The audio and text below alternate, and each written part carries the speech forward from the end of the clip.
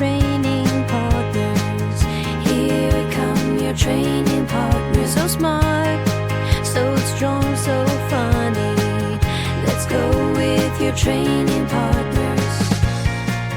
Team, welcome to Training Partners, where two fitness professionals bring you strong takes held loosely. I'm Wheezy Shoemaker, and I'm joined by Justin McClintock, who I am told will be yelling at us today. Oh, yeah. Yeah, it's a little bit of a rant episode kind of going. Yeah, so it's that kind of week for you, huh? It's definitely that kind of a week. Oh, no. Oh, no. It's not bad. It's just, it is bad, but it's energetic. Okay. He's going to yell at us, but he's going to be happy about it, and we might too. I think we'll yell together. I'm not yelling at you. I'm yelling with you. I'm going to yell in the direction and encourage you to come along with me. I'm not mad. I'm just disappointed. Team, let's make a scene. How are you, friend? Besides, energized and ready to holler, bring the heat about something. This is the second day in a row. It's above 55 degrees. Hell yeah. And sunny. It's Love it. awesome. People are like, and I'm a New England member. People are walking around in shorts. Yeah. There's ice. I mean, people always have iced coffee, but there's iced coffee everywhere. People are laying out in the sun. You would think it was 85 degrees. Right. Like, it's great. I'm going to go for happy hour tacos with my beautiful wife in a few hours. It's a whole plan, man. Like, it's all coming together. Wow. We're having tacos today as well, but at home. Fair enough. Walt came home one day a couple of months ago and was like, why don't we have tacos on Tuesdays? Like, just so pragmatic. Like, I don't know, man. I didn't know that was like what we needed to do. And he was like, Tuesday is for tacos. We don't have tacos on Tuesday. That's a problem. I was like, all right, dude, you're 6. Yep. So, now Can't we imagine do where he gets it. Can't imagine where he gets it. He likes clear expectations and rules and an outline of what things are going to be like, which, same. Yeah, I was going to say, like, same. Really clear guidelines, some pattern recognition, a routine. Yeah. Ted actually, he had a real good chuckle at me this weekend because, as you know, but as listeners don't know, and who knows what order these will come out in, but Ted and I potentially need to buy a vehicle or lease a vehicle.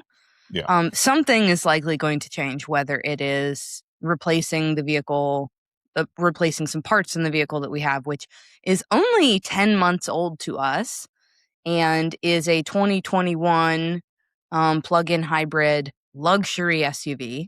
Yeah. That we bought 10 months ago and have put 10,000 miles on it. And the hybrid system has now catastrophically malfunctioned twice. Like, grateful that the car still works, because it would be a whole bigger headache if we had to figure out, like, okay, great, we have one car, and often like overlapping logistics with the boys. They both have activities. Ted and I both are working outside the home now. I'm grateful for that. And part of the reason that we bought that vehicle is that it has a 19-mile battery, and I drive roughly 19 miles a day. And so, like, we fill up once every 6 weeks. Yeah. With premium gasoline, might it be noted. And so, wouldn't you know it, your budget changes a little bit when driving 19 miles a day on a battery turns into driving 0 miles a day on a battery. Yeah. And the HVAC is also powered by the battery system, so it does not heat nor cool. It just is. Cool. So, almost certainly going to be fixing the solution and then selling it to a dealer. Okay. And then acquiring something else. So, going to be doing that this upcoming weekend. Potentially, we're doing a bunch of car shopping. But why he had a good chuckle at me is that this past weekend was gather information. And so I made a spreadsheet of like, hey, here are the options that I deem acceptable. Here's what the monthly payment would look like if there's going to be one. Here's lease payment versus purchase payment. Got a bunch of quotes on our vehicle. Did all the legwork. And then once I kind of narrowed it down and eliminated some, we're down to 5. Decided, hey, these are the 5 that we want to test. Let me go and make appointments. And when you go to make an appointment, they ask you all of this information. Will you be trading in a vehicle? Are you interested? Like, check as many as apply. Lease, new vehicle purchase, used vehicle purchase. Communication preferences. How should we reach out to you? Do you want us to call, text, email? Check as many that apply, right? And like literally book a time to test drive. And every single fucking one of them disregarded my answer preferences. All of them. Like, hey, I give you all of the information that you need. I am booking a specific time for a specific VIN. I want to look at this one at this time. I might be trading a vehicle. Here is what I've already, like, here's my best offer somewhere else. I would like all of the terms available to us. We will see you at this time, this date. Text me if you need anything. And 2 minutes after every single like click, I get an email and I get a phone call. Hey, do you have any questions about the Jeep Wagoneer? Nope, I have no questions. Just would like to test drive it at the time I said I would like to test drive it. Yeah. Great. Are you going to be trading in a vehicle? Maybe. If you see what I put in on the form, you'll see that blah, blah. And after the third one, when I'm like, these fuckers don't know how to do anything. Ted is like, Weezy, I hear you. Things don't work the way that they should work in your brain. And I was like, well, then why even ask me the question? Like, what a colossal waste of my time and yours. Yes, exactly. But he had after I was done, like, yeah, the system is fucked. It's like, okay, Weezy, you don't need to revolutionize the car sales industry. Yeah, they're not going to listen anyway. Like, right. That like is purely a volume game. They're just spamming people. Right. And Ted goes, there's probably some really highly supportive algorithm that like the more ways that they reach out to you to confirm and to gauge your interest, like relates to actual show up rate and then potentially sales. Like as many touch points as possible. And somebody else didn't really understand and just clicked submit in the form and was like, I don't really understand what's happening. And then someone called them 90 seconds later and was like, hey, do you have any questions? And that person is like, I'm so glad you called. I'm so glad you called. Meanwhile, me, a competent functioning adult with more than 2 brain cells, gives you exactly what you asked for. So I'm impressed you answer the phone because that's a thing I basically don't do. Yeah, I mean, I just didn't want, I knew when it was, because of course it comes up on like predictive caller ID. I knew who was calling and I didn't want to not get the appointments booked. Sure. Yeah. Because for Ted and I to test drive together requires a whole lot of logistics. Like we had to hire a sitter. Yeah, exactly. And so if the vehicle's not available and I've got to wait 45 minutes for it to be like detailed and brought up, I've lost my window. I have to move on. So I did answer the phone and then bitched immediately afterwards. And all of that is still a possibility because I'm sure these people get so many no-shows. Yeah. That the odds of all 5 being like ready and waiting for you when you show up are not 100%, I would say. Well, that will certainly be a ding against them if it's because I told you I'll be here at 2:30 to test drive this VIN. I will be here at 2:30 to test drive this VIN. I'm here. I'm here. Oh, we just need a few minutes. Nope. Is it more than 10? Because if it's more than 10, I'm walking out the door. I'm out. Yeah. Yeah. Or you're knocking like $1,000 off the price if we decide to go for it. Like, we're already in a shootout and you don't even know my name. Sure, we can wait, but every minute is $100. Yeah. Do you have coffee? Yeah. So anyway, Ted was like, the soundbite that he said was, "You are these people's nightmare." I'm like, yeah. Uh-huh. Yeah. I'll wear that crown. I do that to a degree, but I can be the best customer in the world or a complete nightmare. Because by the time you're talking to me, I've mostly made my mind up. I've gone, I've done a bunch of research. I thought, like, the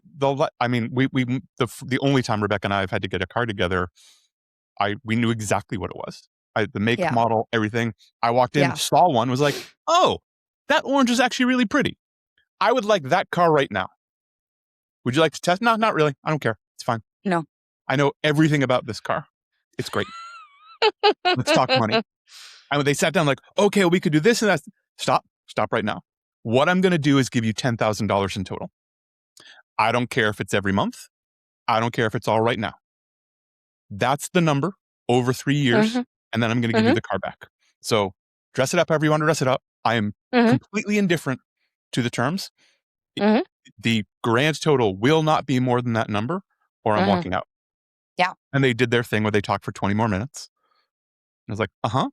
And then we settled on terms that came out to $9,995. And I drove the car home. I was like, this is like, I know exactly what's going to happen. You're not going to move me. So it's a bummer that way. But I brought a backpack full of money I just want to give you for your goods and services. Right.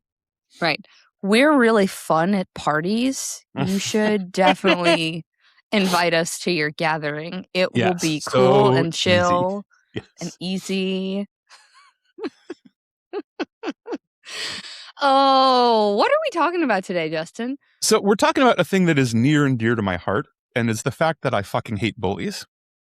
And I strongly believe that the fitness industry in general is mostly a bully. Bullies. Bunch of bullies. Bullies everywhere. And there's lots of kinds of bullying. I started making a list of like all the types of bullying that happen in the fitness industry. And I stopped making the list because I just kept adding. I was like, oh, and this and this and this and this and this and this and this. But there's a lot of it. And I think there's a lot of it. I hope this will be useful, maybe slightly cathartic for some people, potentially useful to spot it.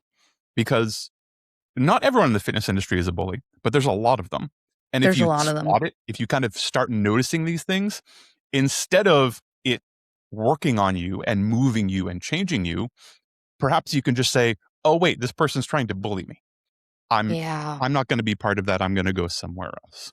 And the overarching issue with me, and this has been long-standing, is that bullies essentially are preying on vulnerable people. That's the essence of bullying. They have power, status, something over the other person, and they can push them around because it's easy. Bullies don't pick on people their own size. Bullies don't get into fights that they're not pretty confident they're going to win. It is strength preying on, let's call it vulnerability. People who are in need, people who are in pain, people who are not feeling 100%, would love some help. They are ripe for being taken advantage of by these bullies. Right. And I think it's important to mention that often a bully identifies something that somebody already, whether internally or externally, views as a flaw that 100%. They carry. And almost always, the bully themselves is like a deeply broken, flawed, like highly self-conscious individual that is an excellent point. Yeah. Like using each person that they point out a vulnerability of as like a stair step up the, like, every person I put down allows me to climb a step. 100%. And we'll get to this, but that's sort of the other side of what I thought something good that might come out of this is coaches, fitness people, trainers, etc. If you hear this and you're like, oh, wait, I do that. Stop. Yeah. Just stop. Maybe you didn't realize you were doing it. Maybe it was in a different cloak. Maybe you were calling it something else. And I get it. You can stop. There's other ways forward. There's ways to do this kindly, ethically, empathetically, etc., and still be very successful. Mm-hmm. We need to stop bullying. Yeah. And you might not be the bully themselves, but you might start to hear some things that some people in your stratosphere say or do. Yeah. And that is your opportunity to be an ally to the people who are walking around with vulnerabilities and are susceptible to this bullying. Yeah. That is your opportunity to say, hey man, it's not cool. We're not gonna do that. We're not gonna speak that way. Yeah. And it can be that. It doesn't have to be flaming someone. It doesn't have to be calling them names. Right. Like, we don't hey, have to dox. But we can be like, hey, it's really not cool to pick on that. Yeah. Don't talk to people like that. It's not very nice. We should be nice. Life is hard enough. Right. Well, I'm so excited. Top of the pile and most common is body shaming, right? And it's a big, giant bucket that lots of stuff comes into, but a enormous billions and billions of dollars between fitness and wellness and supplements is built on the back of making people feel bad about the body they're in right now. Certainly a ton of fat phobia, certainly a ton of completely unrealistic standards. We now also are now burdened with a ton of AI slop where it's not even real. They aren't even real people. I saw a terrible one this morning of this like busy, harried mom who was, I don't know, probably like, 30 plus pounds overweight, running around with her kid. And then ta-da, 6 months later, and this gorgeous woman who lifted her shirt up and like had like a little ab thing going on. It was so happy and bright. And I watched it again and I was like, all of this is AI. Neither of these they aren't even real people. Maybe it's this based is on slop. somebody. It's just nonsense, and it isn't happening. And it had whatever millions of views, and people are clicking and buying programs and all that stuff based on literally nothing. Close to this, I think, is fitness professionals, bodybuilders, influencers, etc., pretending that photo shoot day lasts all year. There's certainly for like a photo shoot or a bodybuilding show, there's usually a bunch of prep and build up to it. And then all of this momentum and tiny adjustments and really challenging elements and a lot of sacrifice to look that way for a couple of hours. Right. And then We've talked about this. Yeah. We've talked about this before that, I mean, even nutrition coaching certifications will tell you like, yeah, people can go here if they absolutely need to, if their job or lifestyle requires it, but you cannot stay here. Like what you're seeing as a moment in time of the shoot on the stage or in a studio or in a gym was likely highly planned out and counted down into. Like, that's not what they look like walking around 6 months from then. They might still be fit. That's probably true. But they don't look like 6 to 10% body fat and shredded and all the striations. And like, that's not their baseline. That's nobody's baseline. And it's movies are the same thing. When like insert your favorite movie star here, never mind all of this CGI abs and stuff that gets put on people. But they know months ahead of time the day they need to take their shirt off. Right. And it is planned around that because they're not going to look like that for several months in a row. They can't. No. So they're doing all of this and getting pretty dehydrated, et cetera, for that one day that, 6 to 8 hours of shooting tops probably that they need to look that way, and then they can back off. Right. And it's months of work to look like that.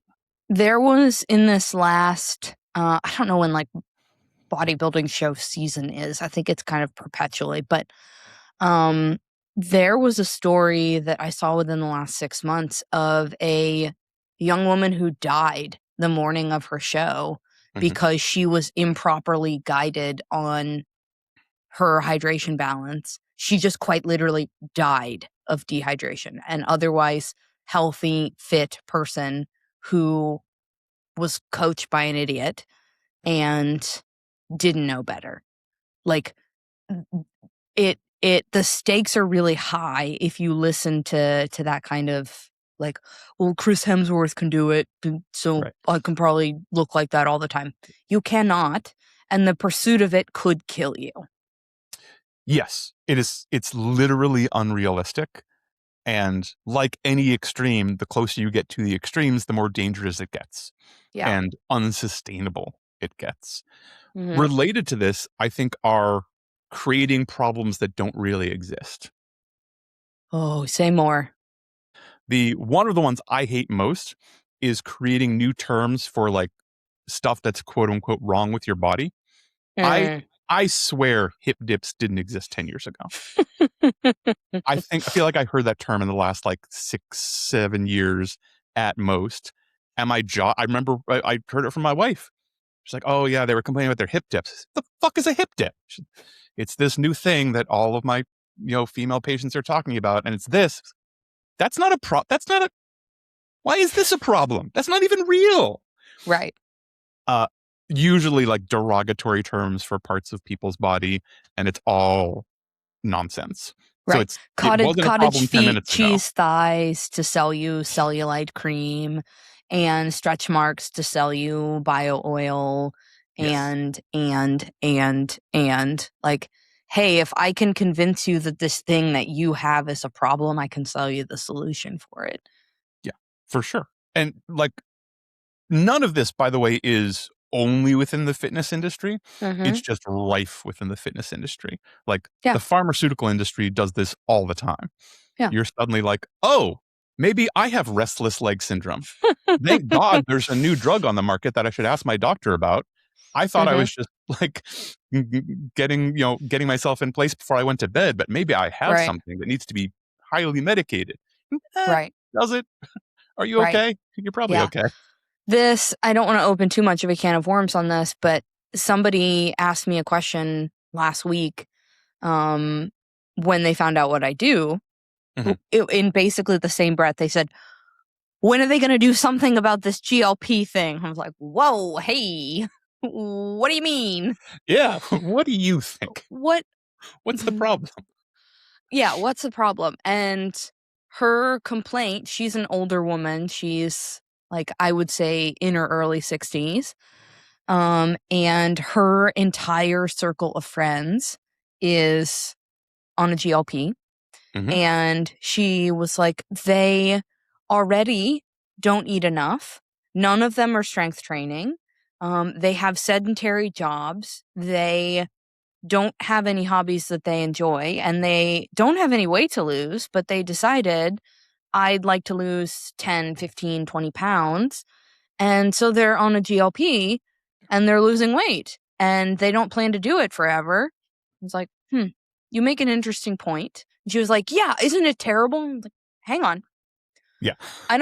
I hesitate to label anything aside from like cocaine as terrible, right? You should not do cocaine. There goes half our listenership.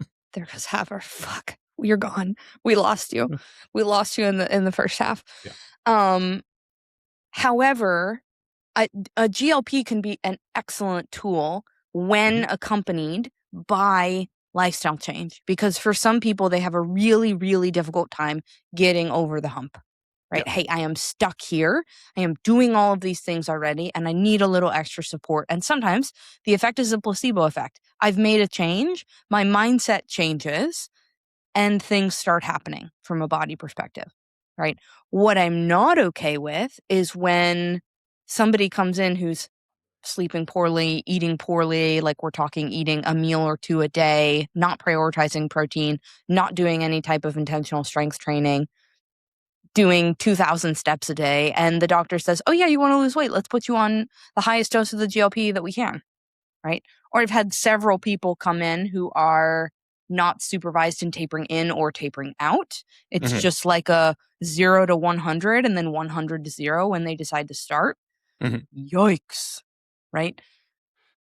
There's always nuance to these pieces. And somebody bullying somebody else about, like, how dare you be on a GLP, or how have you not done this when it's a tool in the toolkit, they're both wrong. Yeah, exactly. It's a very powerful tool, and applied correctly, it's just the side of magic. Yeah. Like most of the people I know who have had great success with GLP-1s have been actively struggling with this for more than 2 decades. Yeah. And some upward of that. Right. And doing everything we've talked about. Everything right. Like fueling and recovering and exercising and doing, and it's not moving the needle, and they have health concerns, et cetera, et cetera. This tool, along with all the other stuff, is an incredible tool. Right. It's like saying people shouldn't lift with a barbell. Like, well, hold on. Like, hang on. Are there people who shouldn't lift with a barbell? Yes. Yeah. Should you walk in a gym and be like, I want to get strong, and I put 405 on your back? Probably not. But there's people who really need that. And there's people who aren't going to get strong the way they want to get strong without it. So hold on. Don't blame the tool. What? You mean clamshells won't do it, Justin? Weirdly. I like clamshells, but they won't do all of it. Right. They won't fill in for a 3-rep deadlift. Yeah. But that the point you're making about the GLP-1s is also a broader form of bullying. Like, and it's that you'll never be enough and you can never be doing it right. Yeah. No matter what you're doing. No matter what. How dare you? You're doing it wrong. How dare you? This is terrible. You should do it like this. And then so often the solution that's presented next to the results is not the thing that got the results. Yeah. So it's another lie and just deliberately confusing people and leading them astray, / making them feel bad for making good choices. Right? These are the food dye people and the seed oil people and you're eating vegetables, but are you eating organic vegetables? How dare you? I wouldn't bring that in my house. Like, just utter nonsense to make people feel bad and twist their emotions and then inevitably sell them some nonsense. Right. Similar is like blaming common issues on secret / scary stuff. Like, are you tired all the time and feel like you can't wake up? It's probably because you don't have enough magnoglutamine. Oh, yeah? Oh, that's what I've been missing. Oh, okay. It's not because I'm sleeping 4 hours a day and the world is on fire and I'm worried about my job and my kid is sick and my husband just got laid off. It's the magnoglutamine. No. Whew. I'm so stupid. I don't know why I wasn't getting enough of the supplement. It's the BP 157. Is that the... Yes, that's one of them. The blue peptide. Peptides. Yes. But because you're not doing this one thing, that's the reason it's not working. That's why. Similarly with movements and protocols. Like, and Pilates gets a lot of this these days, but it's everything like, the reason you don't have this look or feel this way or perform like this is because you fucking dummy are doing the exercises that you've known about for 20 years and you're not doing this variation or this modality or this program or following along with this app or whatever the nonsense is.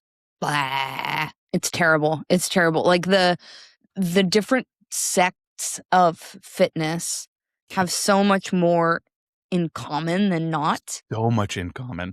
And many of them are like exclusionary to any other variety. When we know that 2 to 4 intentional strength training sessions a week on whatever modality of your choice, right? Could be machines, could be dumbbells, could be barbells. Probably not a weighted vest, but intentional strength training. We've talked about this before. 2 to 4 30-minute sessions a week. Yep. And 150 minutes of just general cardio, 75 if you're breathing heavy.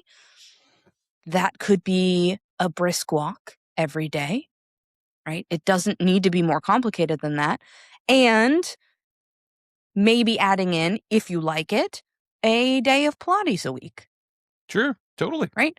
Great. Cool. Awesome. It doesn't have to be more complicated than that. And there are so many ways to do that. I have a client who I'm training in person who is strength training with me. And she actually joined the row studio that I used to be head coach at and is loving it. She loves it. Cool. She's like, this is cardio that I enjoy and I've never enjoyed cardio ever. Is this bad? I was like, no. You found cardio that you enjoy. Is it the best kind? I was like, that doesn't exist. It's cardio that you'll do that you like. Mine is pickleball. Yeah. I'm glad you found yours. Yeah. I have people who love almost everyone, I'm thinking of clients, has a kind of cardio they don't like or they prefer not to do. But I have runners, bikers, rowers, skiers, country line dancers, weighted walkers, ruckers, trail runners, like this huge mix. And I'm like, yeah, perfect. Yeah, we found it. Yeah. Great. Perfect. Nailed it. Perfect.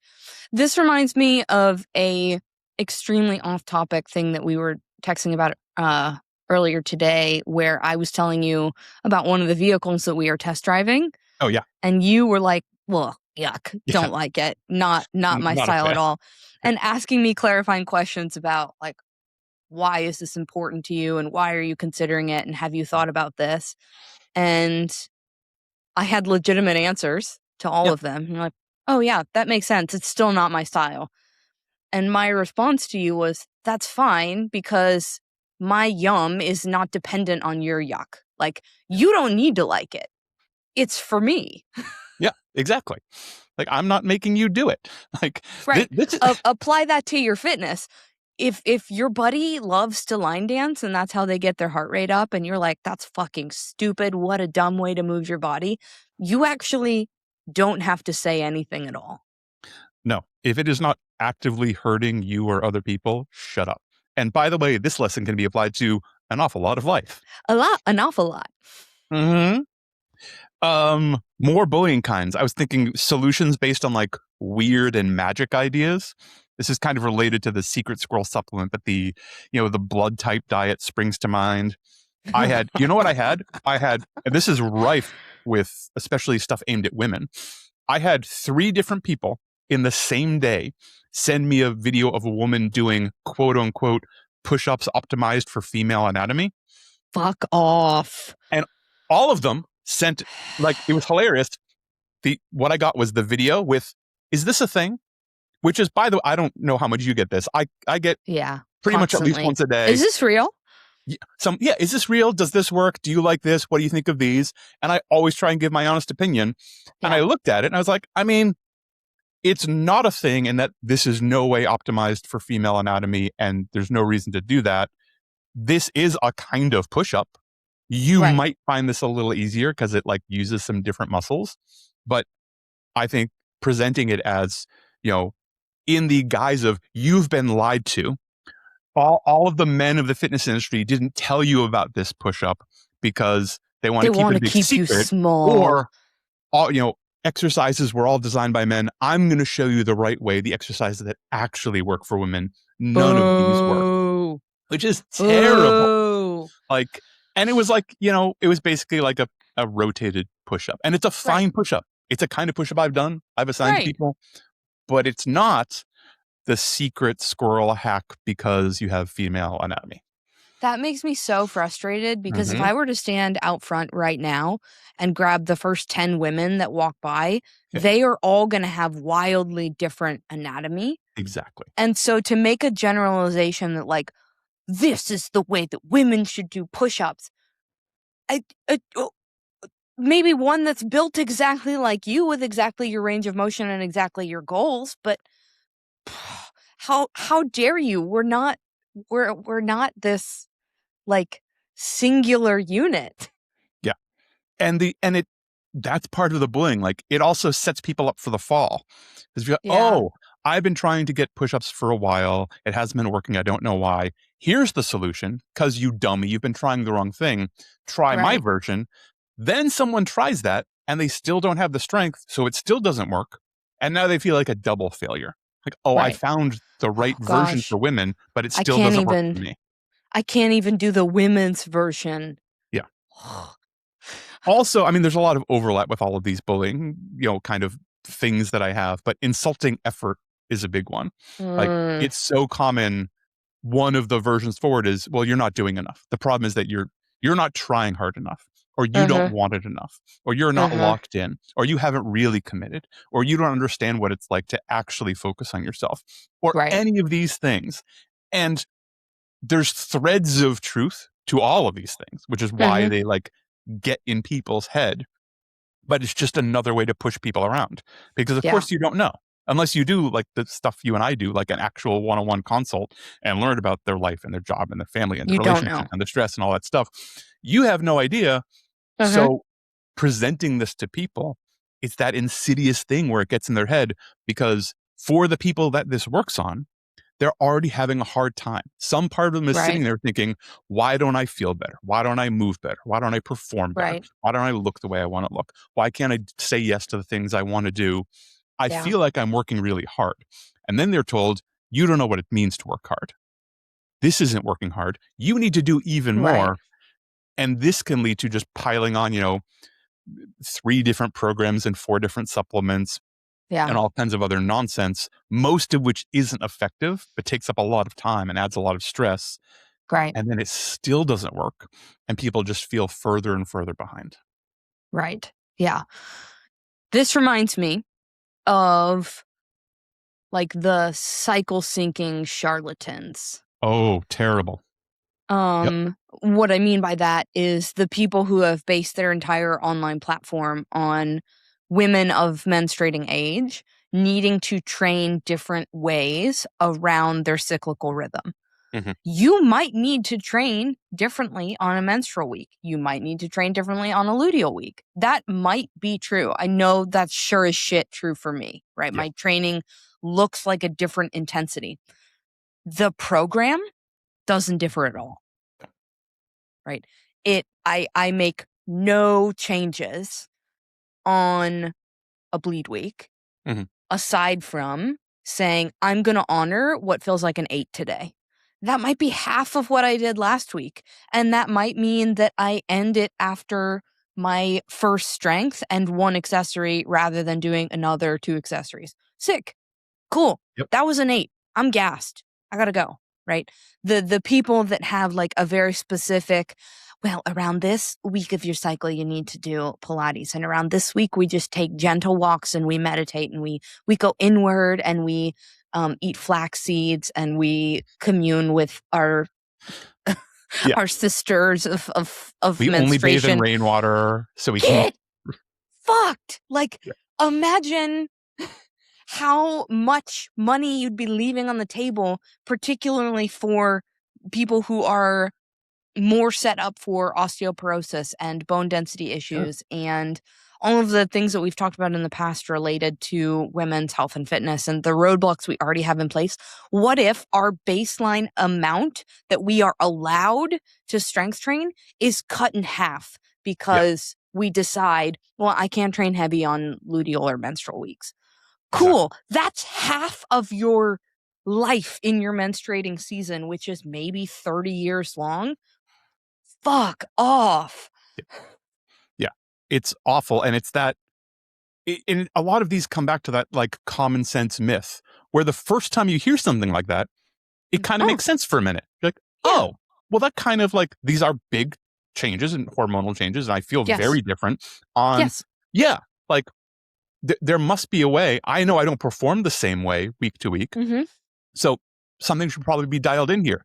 And that part is true. That part is true. What isn't true is that it has to be radically different training and there should be hard and fast rules around we never lift more than 10 pounds in this part of the cycle, but you always go hard in this part of the cycle and we never do this and we always do this. And like, no, absolutely not. Complete nonsense. And really like, just what you said, such a disservice, potentially stealing half of someone's training sessions. So they will get at best half of the results they could potentially get instead of finding ways to adjust and move forward that recognizes that we're real people who have real lives. I think kind of related to that, people lying about having pharmaceutical help to get the results they got. Right. This is like we talked on an episode recently. We may have said it today. I don't actually remember the phenomenon of someone selling their little 20-minute program to get incredibly shredded. And they're standing there incredibly shredded in amazing shape. That program had nothing to do with them getting in shape. They spend 90 minutes to 2 hours on the gym and then do 45 minutes of cardio 5 to 6 days a week. And for a bunch of other reasons, they're able to do that. They decided to package a program that they thought would be more palatable because what I just said sounds impossible for most people because it is impossible for most people. You can't sell 2 hours of weights plus 45 minutes of cardio 6 days a week. No one wants to buy that shit. Right. But you can look like this in 15 minutes, 3 times a week. Oh yeah, I actually have time for that. And I would love to look like that or feel like that or perform like that or whatever. Great. Right. Closely related to that are people who are taking no end of pharmaceutical help. Do whatever you want to your body. You are welcome to it. That's fine. Don't do that and then claim you got there using your 20-minute program and eating sprouted oats or whatever. Right. This reminds me of an influencer here in Columbus who I actually adore, and I collaborate with her. Her name is Kelly Vogel. Her handle is Kelly Yeager, which is her maiden name. And we became acquainted because she trained at one of the places that I used to coach. And she is a certified personal trainer who runs like online challenges. They're in 6-week cycles. And I was super impressed by her because almost all of the time she actually does the programming that she writes, right? She will like maybe 1 or 2 days a week, like jump into a class because she enjoys the community of it and because the movements are close enough to what is programmed that it makes sense. Yeah. But she, by and large, like does her own stuff. And I have so much respect for that because they are written for busy parents, right? Yeah. Mostly women, which is such a like preyed upon group of people. And she came to me 18 months ago now, knowing that I had some prenatal and postpartum certifications and she didn't. And she said, hey, I've long been asked if I could have a prenatal or postpartum template. And I don't have the time or energy to go and pursue certification. Would you write one? And I will sell it and we will have a mutually agreed upon split in perpetuity. And I was so impressed by that because there are so many other influencers, one, that are not actually doing what they're selling you, right? Like they're saying, look at this incredible plate of fiber O's, and then they're back there eating something completely differently, right? She's actually doing what she sells and acknowledging me having children does not qualify me to coach in the prenatal and postpartum period. It's very, especially in the influencer clutch, that's very unusual. Right. And I, every now and again, I don't do it so much anymore because it really upsets me, but she has a big enough following that some folks post about her on subreddits with some snarky stuff. Oh, sure. And I have had to hold myself back on several occasions, like not necessarily seeking it out, but like, hey, it'll come up on one of the pages that I follow on Reddit and somebody will like talk shit about her. And I've had to hold myself back from being like, she is fucking lovely. Shut your goddamn mouth. You don't know what you're talking about. She's also an extremely considerate member of class. No, often knew as much, if not more than I did at the time. And you would never feel like judged or questioned by her. I truly cannot say enough good things about her. I love working with her and I think she's a grade A human, but it's so rare in this influencer age to see people who are actually practicing what they try to sell you. And this is another kind of bullying, is people lying about the rest of their life and what they're actually doing. Like there's so many people, especially like the busy mom, niche, as it were. Yeah. There's so much money aimed at that and people selling to that person with, oh, well, if you follow my program or do my nutrition plan or do this thing, these are the results you can get.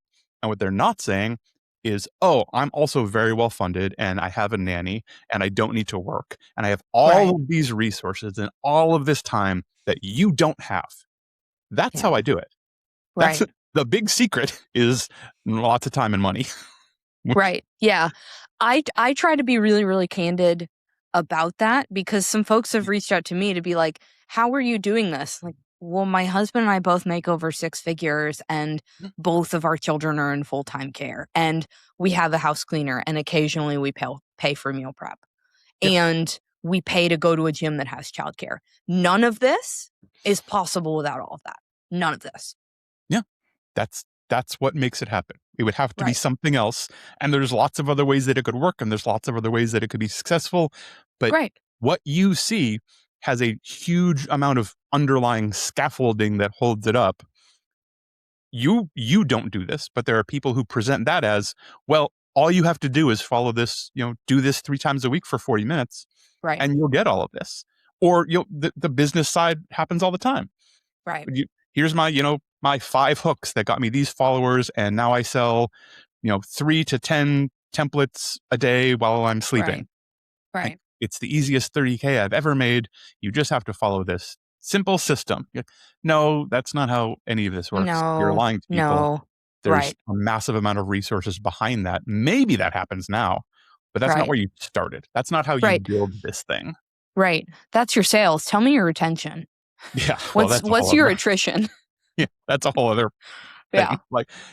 No, I could probably get a bunch of people to sign a contract, and they'd be mad 6 weeks later, and they couldn't get their money back, and they'd leave reviews, and I'd have to change my website every 6 months or something. Right. But yeah, that's and then that's you'd the way end to up make money.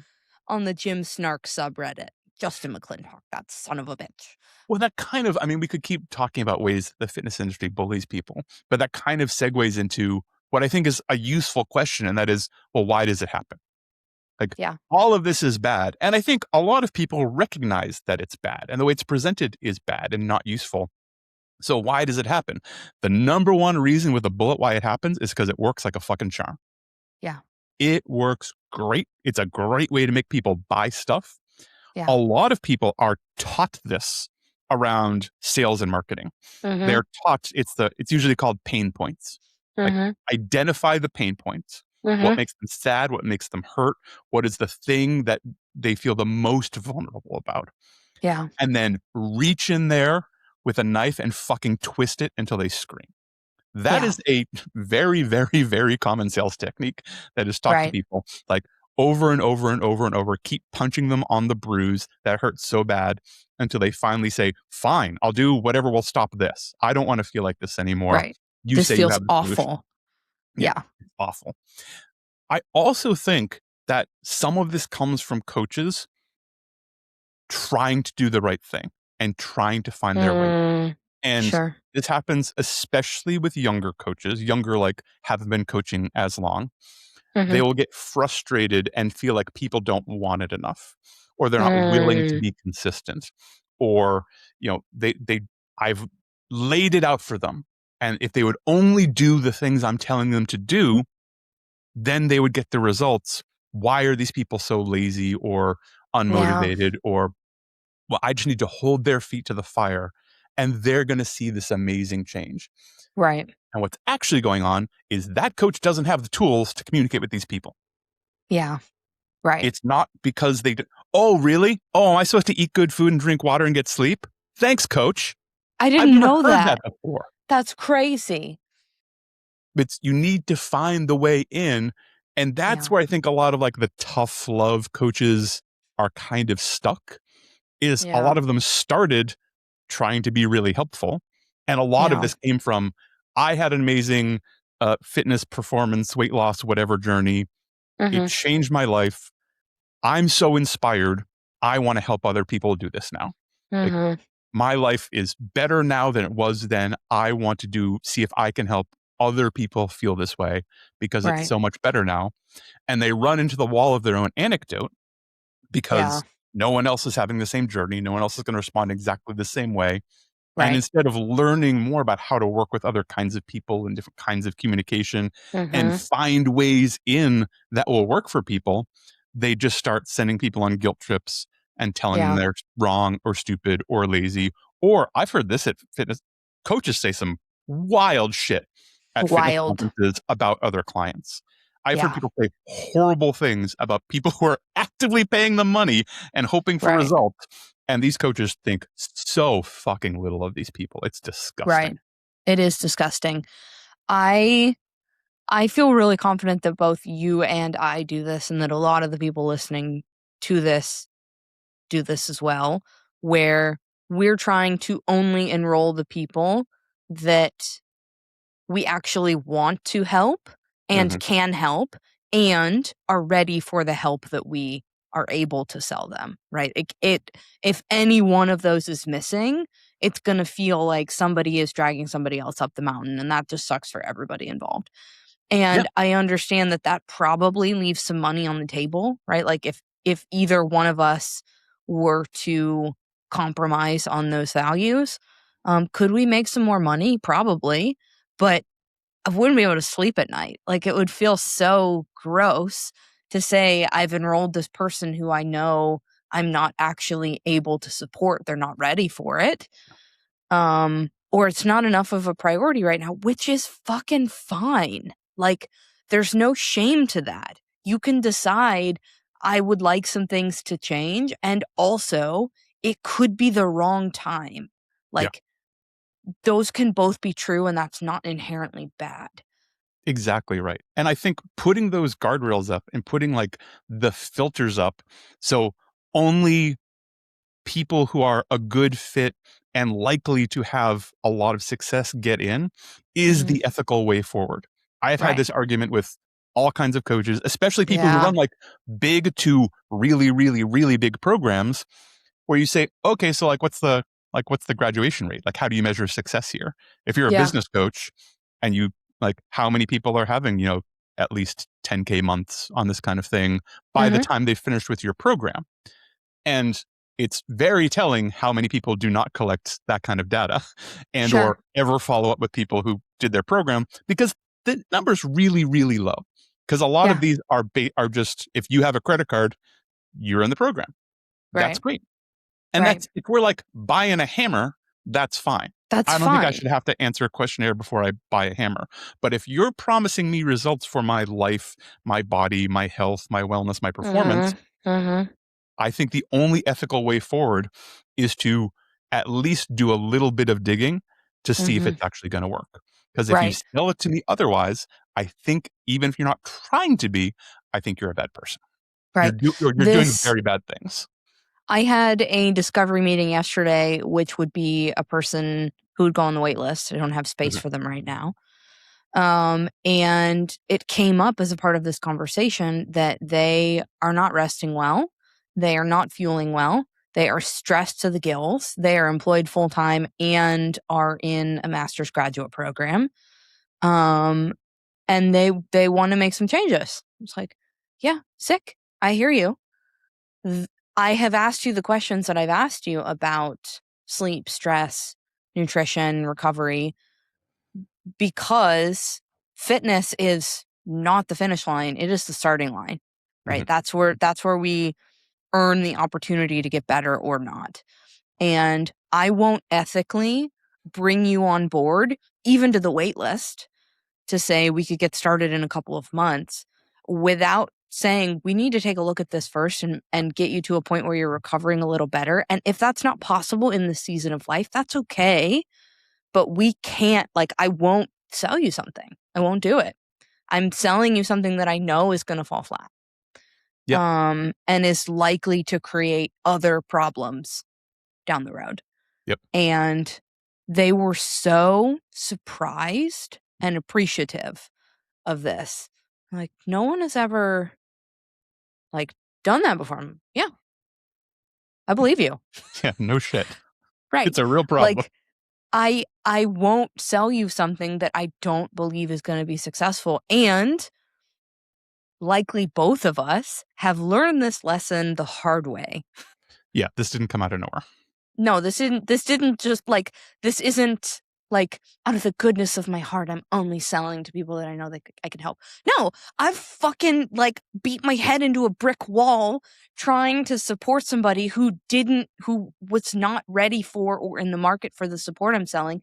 It sucks for everybody. Yeah. And it's no fun. It sucks energy. They get mad because they're like, you promised me X and I got Y. why don't I have X? And you say, well, you should have, or you didn't do the thing, or why didn't you commit, or and I've absolutely been here a number of times in the past. Mm-hmm. The problem was I never should have started. The problem was I didn't ask 2 more questions that would have pulled back the curtain and said, oh, this person is very unlikely to succeed right now. We need to change some other stuff. Mm-hmm. Asterisks. I brought on one client recently who went through the whole thing. Okay, so this is mostly a really good fit, and I think we could be very helpful, but I need to be really candid about something. If we don't start tracking your steps and your hydration, and then aim for a target in the first 2 weeks and be consistent about that, this other stuff isn't going to work. And I know that might sound silly or it might sound tiny, but I am sure of it. I'm certain that I'm going to make you say on a recorded line, yes, I will track my steps in water and we will aim for a target and I will be consistent with that starting about 2 weeks from now. Or not. And not is totally fine. I get if you're like, that's fine. Drag. I don't want to do this. Just give me a cool exercise program. Yeah. I understand and I'm not your guy. And they said yes, and it's working great. And I got the feedback, 4 weeks into it, I have noticed what a different, when I don't hit my steps or water, I'm a very different person. Life is so much harder. Yeah, I know. Can you imagine feeling like that all the time? Because that's where you were 2 months ago. That's yeah, man. We have such short memories too. Oh, everybody, yeah. To what degree it can change, to what degree, what it used to feel like where you were. Mm-hmm. Yeah. Mm-hmm. Crazy. So I guess potentially wrapping it up, at least on my end, if we have said something and you realize, oh no, I'm doing that, you can just stop. Mm-hmm. You can just stop doing that, gently pivot, put a new rule, put a new boundary in place. You just don't do that anymore. Maybe you didn't realize you were doing it. No problem. Now you know, change it. If you're doing this stuff and you stand by it and you think it's the way it should be because of reasons X, Y, and Z, you're wrong. You're picking on people. You're picking on vulnerable, potentially gullible people that are easy to manipulate, and you're manipulating them because you don't have the tools to do it any other way. And I don't say that to be mean. And you might not be bad, but you're making bad choices. You're making bad choices, and you are making yourself part of the problem and amplifying the worst elements of fitness wellness. Yeah. If you realize you're being bullied, whether it's an influencer or ad or your current coach or a gym or any of that, you can address it clearly. You can ask for change. You can also just walk away. Whether it's unfollow, block, mute, join a different gym, find a better community, get a new coach. You don't need to fix people necessarily, but you don't need to willingly expose yourself to this kind of behavior. Right. This also goes for the media that you engage with. Big right? Time. The people that you follow, the ads that you are targeted with. I regularly report on ads that I'm this gives me the ick. I will give feedback of show me less stuff like this. Yep. They don't get your handle for that. And so if you wish to remain anonymous, that's a good way to do it, right? Stop showing me this. Cool. Yeah. I don't want to see this. This makes me feel bad. Oh, wait a minute. I should take action to see fewer things like this because it makes me feel bad. Life is, see earlier, life is hard enough. Life is hard enough. Don't allow things that make you feel bad to permeate your viewership. No, it shouldn't get a moment of your energy. Right. Beautiful. Beautifully said. That was less yelling and more conversing than I expected, but I'm still delighted. I'm glad. I try to keep it a reasonable volume, not blow people's ears I'm going to be yelling next week. Sweet. I look forward to it. Should we do a segment, do you think? Let's do a segment. Please, God, tell me there's no more protein things to eat. There's no more protein things to eat. Phew. This segment is called Which Has More Protein? Okay. I'm going to tell you 2 things. Okay. And I'm going to give you the serving size of the things. Okay. And you're going to tell me which has more protein. Cool. I like this. I can do this. I feel good. I'm glad. An entire bottle of confetti birthday cake flavored creamer by Chobani. Or 1 2/3 a cup serving of Tillamook brand vanilla ice cream, which has more protein. Oh, that's not what I expected at all. Mm-hmm. Huh. Tillamook ice cream. So I'm betting it's Tillamook, I think, is like a pretty nice brand. So I'm betting it's made with whole milk. I'm betting, okay, it's a what is it, 1 2/3 cup? Or I bet the Chobani fucking creamer sounds like garbage. I think it might be the ice cream. You're correct. An entire bottle of confetti birthday cake flavored creamer by Chobani has 0 grams of protein. It's absolutely none. And 2/3 a cup of Tillamook vanilla bean ice cream has 4 grams of protein. Birthday cake flavored creamer. Okay. To be really clear, I still am on the hunt for that creamer because my birthday is very, very soon and I want it. Justin, you're allowed to like things. No, don't yuck my yum. You're allowed to like things. Your yum can stand. May I offer, on the off chance you can't find this, may I offer a second solution? Is it just eating cake? You could have some delicious coffee and then eat some delicious cake instead of making both things bad. I plan to do both of those things. Well, okay, great. Then fine. I plan to eat confetti birthday cake for breakfast and then also have confetti birthday cake flavored creamer in my coffee with my confetti birthday cake. I think it's a fine idea. Thank you. 1/2 cup of 4% milk fat cottage cheese. Okay. Or 3/4 cup of whole milk Greek yogurt plain. Ooh, that's tough. I think they're close. So you said the cottage cheese, and I guessed 6 or 7 grams. And what was the measurement on the yogurt? I'm sorry. Yogurt is 3/4 cup. Cottage cheese is 1/2 cup. Oh man! And the Greek yogurt is whole milk, and the cottage cheese is 4%. Oh, ba-dum. It's close. Cottage cheese is really good at protein, but I'm gonna go with cottage cheese. You are incorrect. Oh, man. 13 grams in 1/2 cup, which if we were to go with, it's banging. If we were to go with a leaner cottage cheese, right, like a 2% or fat-free, the protein then goes up. 3/4 cup of whole milk Greek yogurt has 16 grams. Wow. Both pretty solid. But if they were both 1/2 cup, the cottage cheese would be the winner.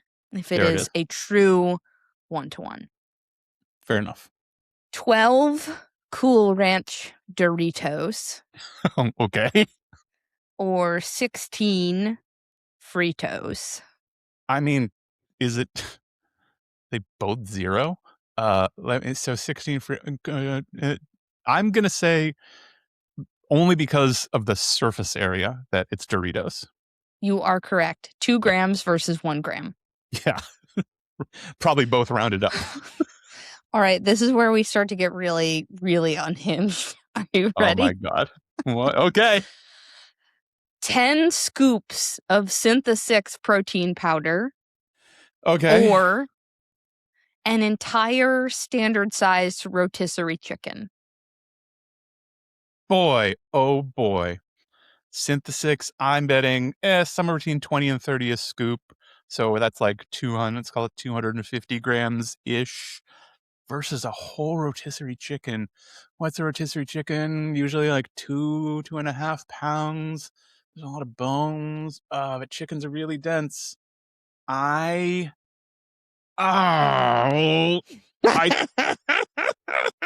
think it's a little close. I feel like it's the wrong answer, but I'm going to say the protein powder. You're correct. Wow. Is it close? A standard, it's somewhat close. An entire rotisserie chicken is 150 grams of protein. 10 scoops of Synth-6 protein powder is 220 grams, 22 grams a scoop. I was close there. Close. So close. If you are considering eating a full chicken or having 10 scoops of protein powder, one of those is a little more protein. When you're sitting down tonight, ready to tuck in, it's like it would just fill up. That would be more than most shaker bottles. You'd have to do it in a blender, probably. Gross. Good news is we've invented a beverage that allows you to get your entire protein content in one. All you have to do is just eat chocolate sand. 3/4 of a gallon you need to chew on the way down. But and you're going to feel awesome afterwards. That's like Soylent Green. No, thank you. 1 cup of cooked edamame, shelled, or just a full cup of hummus. Okay. I mean, edamame is pretty good, but neither of them has a ton.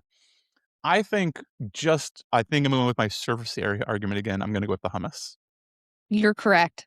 It is really close. 17 grams in a cup of cooked edamame, 19 in a cup of hummus. Very close. Yeah. So we would offer that if someone offers you a 15-gram protein snack, you could say, why would I do that? I just have this full cup of hummus that I'm going to eat with a spoon. Full cup of hummus. Do you want to watch? Yeah. I'm just going to lick it as I walk down the street. 100 grams of sawdust.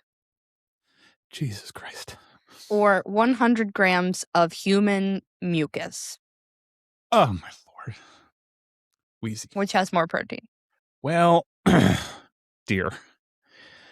I think neither has much. This is one of the least appetizing. I still don't want to eat that protein Pop-Tart again. I would rather do one of these. Mucus doesn't really have it shouldn't, right? Because there's nothing. It might have like some amino acid bits, but they're both going to be really low. I think I'm going to go with sawdust. You are incorrect. There is no protein in sawdust. Is there protein in mucus? There is 3 grams of protein in 100 grams of human mucus. 100 grams? Mm-hmm. Ugh. Mm-hmm. It's like a small bowlful. Yeah. Yeah. Yeah. Okay, well, last one. I'm so scared. 100 grams of ground beef. Okay. And 100 grams of ground crickets. Okay. Crickets are actually a pretty good protein source. Interesting. Because the ground beef, depending on like fat content and all of that, but like has more stuff. Crickets are pretty low fat, I think. Ooh, and you can fit more in. Is that crazy? I think it's the crickets. You're correct. It's double. Double. Yeah. What are they? Are they chapelinas? Little like fried crickets or snacks? Gross. Yeah. Gross. You could also, there is cricket protein powder available. So if you really want to ruin your day, you can go for that. Yeah. It's coming. It's a good source of protein, better for the environment. There's arguments there, but if you like it, we're not here to yuck that. We're not. See earlier. However, if you don't like it, you can just stop. You don't have to have cricket protein. Can I tell you? Oh, do I have a score? Did we keep score? I didn't keep score. Oh, I didn't keep score. That's all right. I should have. Someone, listener, let me know how I did. Yes. I was sitting there, and as the categories got more and more unhinged, for some reason, I was positive you were going to be like, which has more protein? 100 grams of bull semen, or like I had that walk in my brain for some reason. I was like, oh, I think I would rather think about the sawdust. What's going on? Where are we going? This is really taking a left. I don't even know what the comparison would be to, but I don't want to know. So, listener, please don't tell me the answer to that because I don't need to. Listener, please send only Justin a DM with the nutritional content of any number of excrement pieces. Please feel welcome. Jesus. Yeah, we've covered mucus, so I think we're good on Only Justin. I want to be very clear. Yeah. And I promise I will definitely not send it to Wheezy immediately saying, this is your fucking fault. Look what I'm dealing with now. How dare you?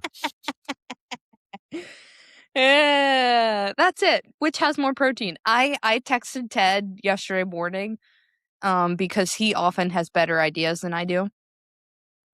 He can think faster on his feet. Mm-hmm. And said, do you have any ideas for segments tomorrow? And then immediately thought of this. It's like, never mind. Never mind. I got it. I got it. I'm like, good talk. Cool. Glad to be of service. Yeah. Good chat. Team, this has been Training Partners. I'm Wheezy Shoemaker. That's Justin McClintock. We'll see you next time. Later, gang. It's time for the training partners. Here come your training partners. So smart, so strong, so funny. Let's go with your training partners. We're ready to laugh and learn with our new best friend surprise.